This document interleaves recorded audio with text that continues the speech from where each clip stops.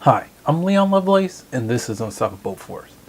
Now, right now, everybody's taking a left turn, so I'm going to take a right turn and talk about something a little bit different. And a lot of us in the independent media, we haven't talked about this too much, but Cenk Uygur from the Young Turks has done some news reports on this recently, and it's time for me to do one. And it's about how, yes, Social Security is doing okay financially, but we still do need to raise taxes on it.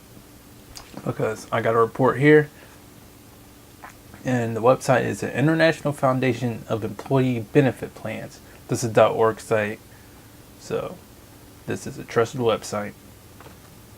Let's go into what it says. All right.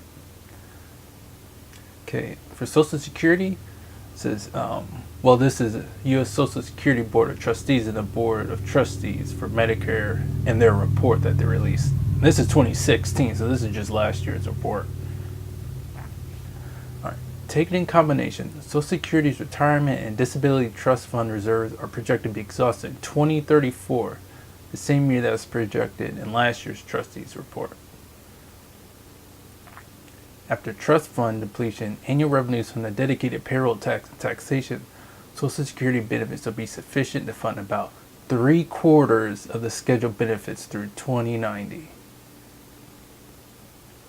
So it's not going to be all gone. It's not going to be half gone. Only 1/4 of the money is going to be missing from the current levels. This till 2090. So it's about,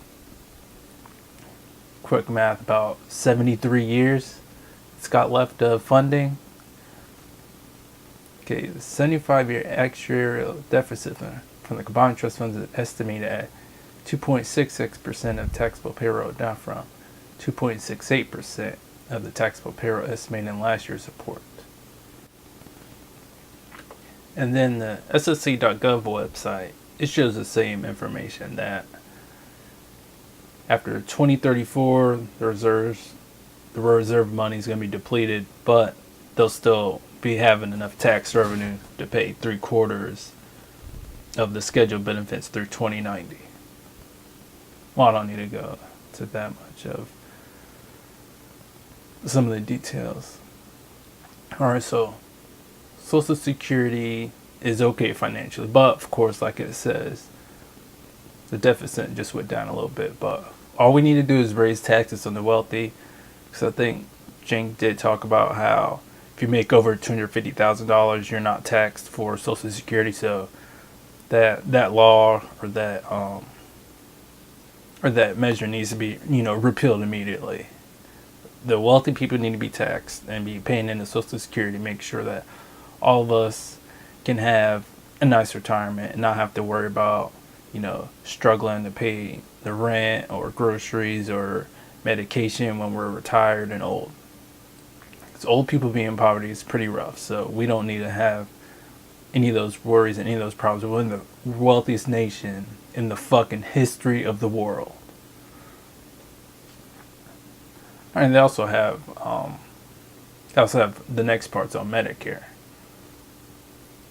Okay, the Medicare Hospital Insurance Trust Fund has sufficient funds to cover its obligations until 2028, 2 years earlier than projected last year, but still 11 years later than was projected in the last report issued prior to the passage of the Affordable Care Act.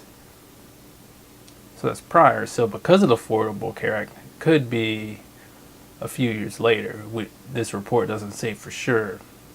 I guess it just takes a long time to just crunch the numbers and see how much revenue's coming from all these different avenues of taxes.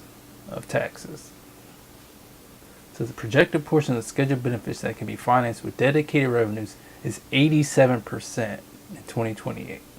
Declined slowly to 79% in 2043. Then gradually increases to 86% in 2090.